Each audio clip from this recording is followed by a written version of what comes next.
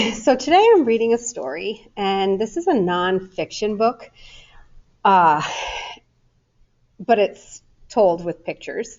Um, and it basically shows what a feast would look like during medieval times and, what everyone kind of worked toward. And it shows everyone's job during that time, starting with the king and then lesser nobles and peasants and serfs, and it shows different jobs that people had. It's pretty interesting. So I think it's a great way to introduce this time period. So it's Medieval Feast, written and illustrated by Aliki.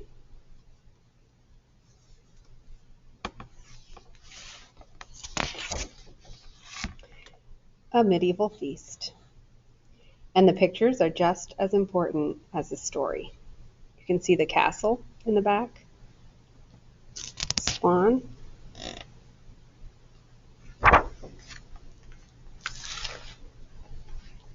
rabbit, pheasant, all things that were eaten during the medieval times. And here's a castle and some ladies and a lord. It was announced from the palace that the king would soon make a journey.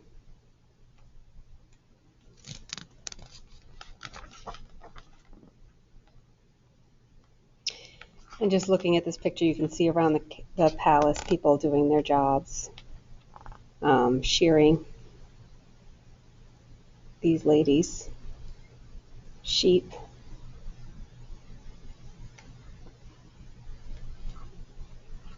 They're collecting apples.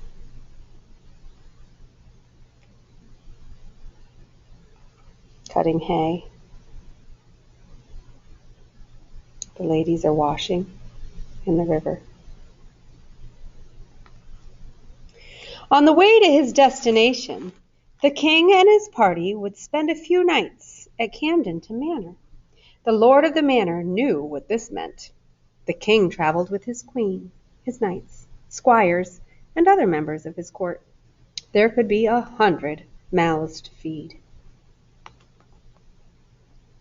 And there they are traveling down below. And people from their castle are waving goodbye as they set off.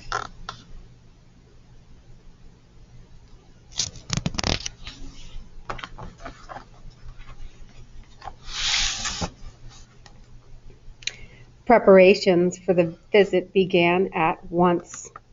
The lord and lady of the manor had their serfs to help them. The serfs lived in huts provided for them on the lord's estate, each with its own plot of land. In return, they were bound to serve the lord. They farmed his land, managed the manor house, and if they were at war, they had to go to battle with the lord and the king. But now they prepared. They're preparing for the visit from the king.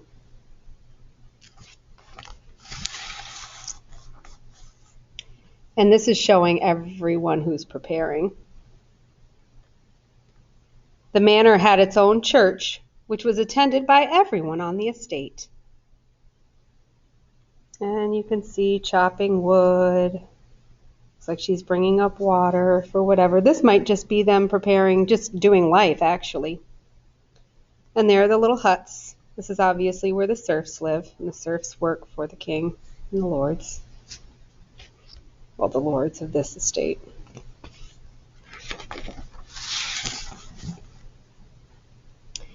The royal suite was redecorated. Silk was spun. New fabric was woven. The royal crest was embroidered on linen and painted on the king's chair. So the preparations were intense.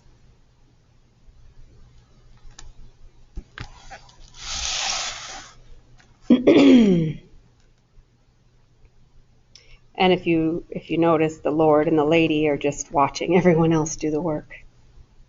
The manor house had to be cleaned, the rooms ready, tents set up for the horsemen, fields fenced for the horses, and above all, provisions had to be gathered for the great feast. Now we're going to see how the cleaning was done during that time period and what preparing for the feast would entail. Here's the hunting. Hunting was a sport for the rich only.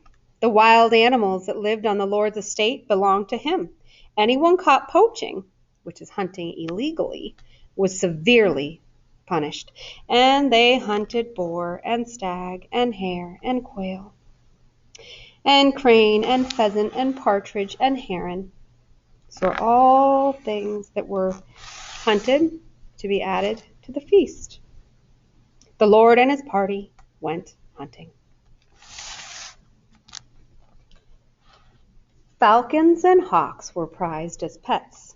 They were trained to attack birds for their masters to capture.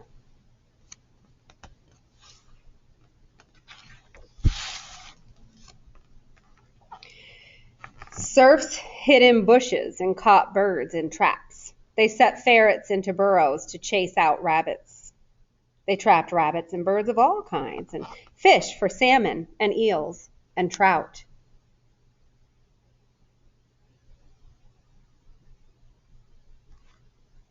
And if you look, it shows different pictures of the things that were hunted. And here's the gathering. There were fruits and vegetables growing in the garden, herbs and flowers for sauces and salads, and bees made honey for sweetening. And it shows you all the different vegetables and flowers that were grown. Onion, lettuce, apples, pears, plums, melon, sage, parsley, mint. So there were spices and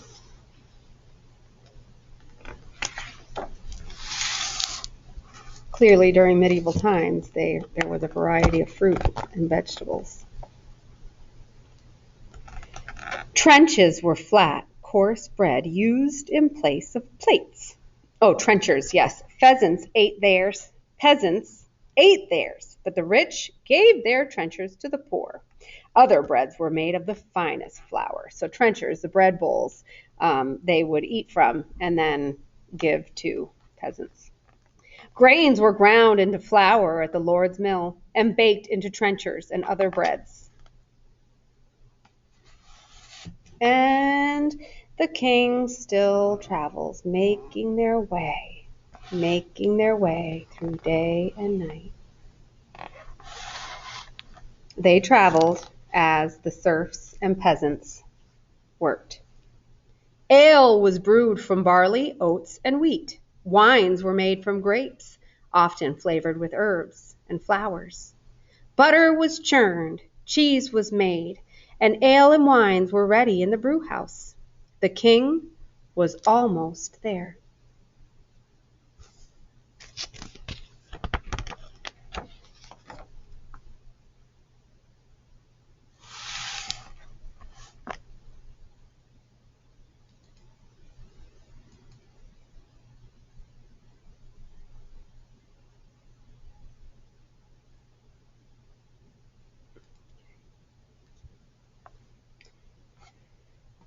The kitchen was a separate stone structure built onto the main house.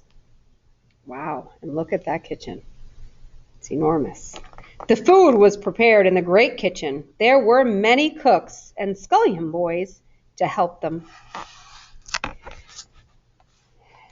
And this is back to the kitchen. The kitchen was connected by a long passageway to the great hall, where the feast would take place. There were cupboards along the way to store the prepared food. Pigs and deer and wild boar turned on spits. Great pots of salted meat were boiled into stews, seasoned with spices only the rich lords could afford. So spits, that's what's going through this hog right here, that big pole, and then they would hold it, put it over a fire to slowly cook. Yes.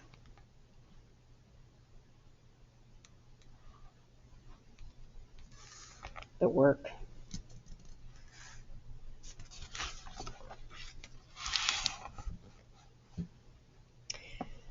Swans and geese, heron and quail were roasted. So was a rare beast called cockentrice. It was really a capon, and a suckling pig that were cut in half, stuffed, and sewn together again, each to the other's half. Ha! So when you flipped it, half of it looked like this and half of it looked like that. That's hilarious. A peacock was cooked, then reassembled with its feathers, and 24 blackbirds were baked in a pie.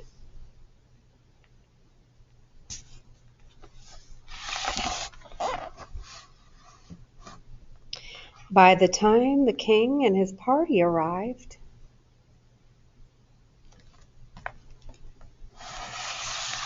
everything was ready.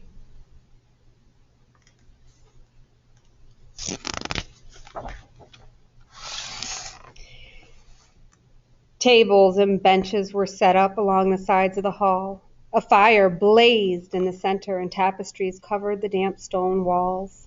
The high table stood on a raised platform. Near it was a display of the Lord's finest gold vessels. The panter brought in the king's breads, trenchers, and salt cellar. The ewer tasted the water before he poured it over the king's hands. Trumpets from the gallery sounded the start of the feast. The guests swarmed into the great hall at 10:30 in the morning. Trumpets announced the king, who sat at the high table with his hosts and other honored guests. They washed their hands in scented water and wiped them dry on a clean towel. The bishop chanted grace, prayed. They ate and ate and ate.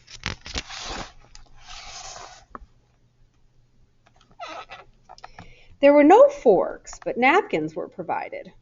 They shared goblets of wine, and between courses the ewer appeared with water for them to wash their fingers. They ate some of their food with spoons. The rest they ate with their fingers. They cut pieces from the meat the carver put on their trenchers with knives they had brought with them. I don't know if anyone has ever been to a medieval feast meal. They have them in like Florida, and they have you eat with your hands. They used their little finger to sprinkle salt on their food. There would be a dish of salt like that. They would take their finger and just... Drums beat and trumpets sounded as one surprise followed another. They ate meat pies and fish tarts, thick soups called eiderdouse and buccanade. They ate boar's head and cow's tongue and pudding de swan neck. And I bet it was all delicious. Nothing we're used to, though. They ate a whole castle mold out of pastry, stuffed with meat, eggs, fruit, and nuts, and wondered how they managed.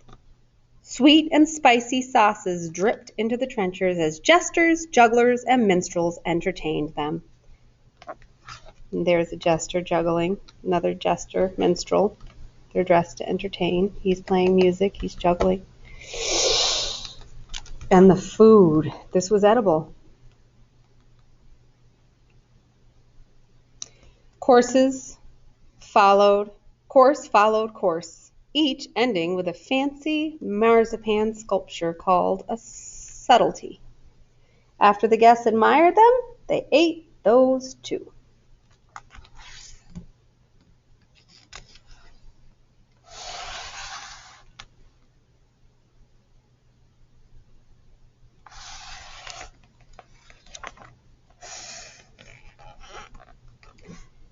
They ate and ate until dark. It was a feast fit for a king, and there would be more tomorrow.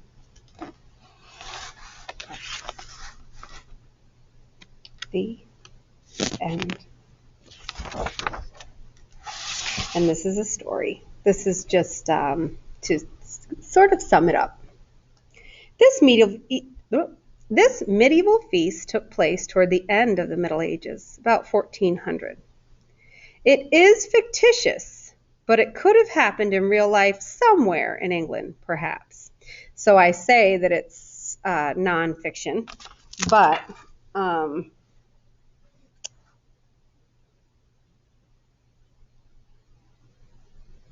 it sounds like it's really realistic fiction. Yep, it's realistic fiction. So it could have happened, but didn't. But everything in it, it's all things that could have happened, which makes it realistic. Historical fiction, which is a type of realistic fiction. This medieval feast took place toward the end of the Middle Ages, about 1400. It is fictitious, but it could have happened in real life somewhere in England, perhaps. When the king announced he would visit, the Lord was shaken. The expense of the preparations would cost him his fortune. It had happened to others, but he had no choice. At least the Lord could be glad it was summer and there was fresh food. In winter, there would have been few vegetables and little fresh meat. Farm animals were killed in late autumn as there was not enough feed to last them through the winter. The meat was preserved in salt or smoked and eaten in stews during the cold months when people could not hunt. Though stews were served at this banquet, the fresh meat, fish, and fowl were far more welcome. Medieval feasting was an art. Cooks not only prepared delicious food, they used their wild imaginations as well. They molded pastry into castles, sculptured desserts into kings and queens and elaborate scenes, all decorated with food paints. Live jugglers jumped out of puddings. Birds were baked in pies. But sometimes live blackbirds were hidden in the pie to fly out at astonished guests. Each new dish was announced by trumpets and drums, and in between there was music and song. The Lord did his best. The king was given a feast to remember.